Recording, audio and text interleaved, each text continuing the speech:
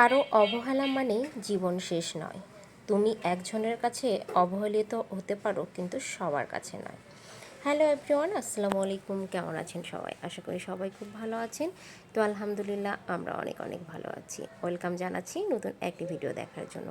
তো এই যে আমার হাতে কি দেখতে পাচ্ছেন, কে কে চিনতে পেরেছেন আমি বলার আগে অবশ্যই কমেন্টস করে জানাবেন। হ্যাঁ বন্ধুরা, আমি বাঙ্গি নিয়ে বসেছি। তো বাঙ্গি একসময় আমার খুবই অপছন্দের একটা ফল ছিল।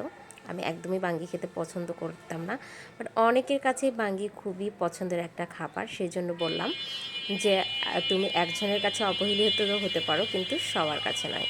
অনেকের কাছে তুমি অনেক মূল্যবান। তো বাঙ্গি অনেকের কাছে অনেক মূল্যবান, কারণ বাঙ্গি খেলে পেট ঠান্ডা থাকে, শরীর ঠান্ডা থাকে। আর পেট শরীর যদি ঠান্ডা থাকে, মনটাও ঠান্ডা থাকে।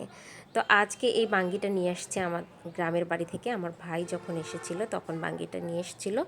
তো আমি বাঙ্গিটা এই যে প্রসেস করে দিচ্ছি। তো ছোটোবেলায় দেখতাম আমার দাদাকে বাঙ্গি দই দিয়ে, দই তো না, দুধ দিয়ে বাঙ্গি খেত। তারপর আখের গুড়, আমাদের তো ওখানে আখের চাষ হতো খুব। আখের গুড় আর মানে বাঙ্গি, আখের গুড় একদম টাটকা টাটকা ঘানি থেকে নিয়ে আসা হতো, ওখানে গুড় মাড়াই করা হতো। তো সেগুলো দিয়ে বসে খেত। আর দাদা সবসময় আমাকে বলতো বাঙ্গিটা খাওয়ার জন্য। বাঙ্গি খেলে শরীর ঠান্ডা থাকবে, মন ঠান্ডা থাকবে। আর প্রচণ্ড গরমে বাঙ্গি খেলে আসলেই শরীর খুব ঠান্ডা হয়।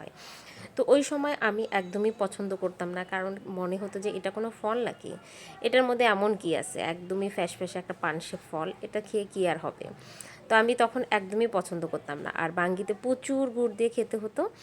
তো সেটা একদমই আমার কাছে ভালো লাগতো না। এইদিকে ওর মামা, মানে আমার ভাই রাপ্তাকে খাওয়াই দিচ্ছে বাঙ্গি। রাপ্তাও আমার মতোই হয়েছে, ও খুব একটা বাঙ্গি খেতে পছন্দ করে না। তবে কিছুদিন আগে আমার বাসায় এক ভাবি নিয়ে আসছিল ওনার বাড়ি থেকে, সেই বাঙ্গিটা রাপ্তা খেয়েছিল। সেটা মানে ছিল একদম আধা পাকা, পেঁপের মতো করে কেটে তারপরে লবণ দিয়ে খাওয়া হয়েছিল। সেটা খেতে বেস্ট লেগেছিল। বাট এখন যেটা নিয়ে আসছে, যেহেতু অনেক দূর থেকে, আমার বাবার বাড়ি যেহেতু দিনাজপুরে, তো সেখান থেকে নিয়ে আসতে অনেকটাই পেকে গেছে এবং এরকম ফেটে গেছে। তো সেটা ওইভাবে আর খাওয়া সম্ভব হচ্ছে না, যার জন্য আমি এই যে এইভাবে ছিলে নিলাম, নিয়ে আমরা গুড় দিয়ে এখন একটু খাচ্ছি। আর একবার মুখে দিলেই সত্যি শরীরটা অনেক অনেক বেশি ঠান্ডা হয়ে যায়।